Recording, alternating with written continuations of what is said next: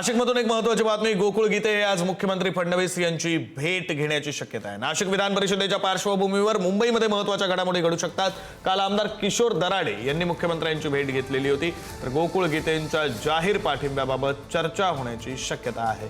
उमेदवारी मागे घेऊन महायुतीचे उमेदवार नरेंद्र दराडे यांना पाठिंबा देण्याबाबत दबाव वाढलेला आहे। गेल्या 3 ते 4 दिवसांपासून मंत्री गिरीश महाजन, मंत्री उदय सामंत हे गोकुळ गीते यांची मनधरणी करतायत। मुख्यमंत्री देवेंद्र फडणवीस यांच्या भेटीनंतर गोकुळ गीते नेमका कोणता निर्णय घेणार याकडे लक्ष असेल। गोकुळ गीते माघार घेणार की निवडणुकीच्या रिंगणात कायम राहणार, आज निर्णय होईल।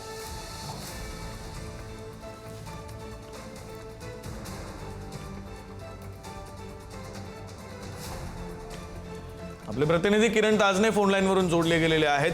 किरण, आतापर्यंत 3 मंत्र्यांनी प्रयत्न केले, त्यांच्या शिष्टाईला काही यश आलेलं नाही। आता थेट मुख्यमंत्री शिष्टाई करण्यासाठी, मनधरणी करण्यासाठी मैदानात उतरतायत असं म्हणावं लागेल। अगदी खरं विक्रांत, आपण जर बघितलं तर मंत्री उदय सामंत असतील, दादा भुसे असतील आणि गिरीश महाजन असतील यांच्याकडनं गोकुळ गीते यांच्या मनधरणीचे प्रयत्न झाले। यामध्ये विशेषतः ओझर विमानतळावर परवाच्या दिवशी झालेली जी बैठक होती, त्या बैठकीनंतर सुद्धा गोकुळ गीते निवडणूक लढण्यावर ठाम होते। आज मात्र ते मुख्यमंत्री देवेंद्र फडणवीसांच्या भेटीसाठी जात आहे। मुख्यमंत्र्यांकडनं त्यांना निरोप आल्याची माहिती आहे। अशा सगळ्या परिस्थितीमध्ये गोकुळ गीते आता निवडणुकीच्या रिंगणातून बाहेर जरी जात असले किंवा जाण्याचा निर्णय जरी घेत असला तरी ते बॅलेट पेपरवर त्यांची उमेदवारी कायम असणार आहे। त्यामुळे जाहीर पाठिंबा हा एकमेव पर्याय आता या सगळ्या निमित्तानं राहिलेला आहे।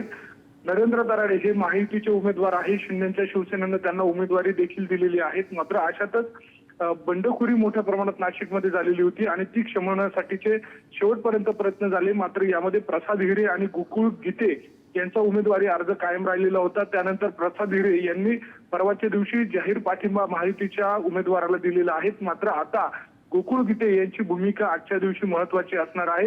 मुख्यमंत्री देवेंद्र फडणवीस यांच्या सोबत चर्चेनंतर गोकुळ गीते काय निर्णय घेतात हे पाहणं महत्वाचं ठरणार आहे।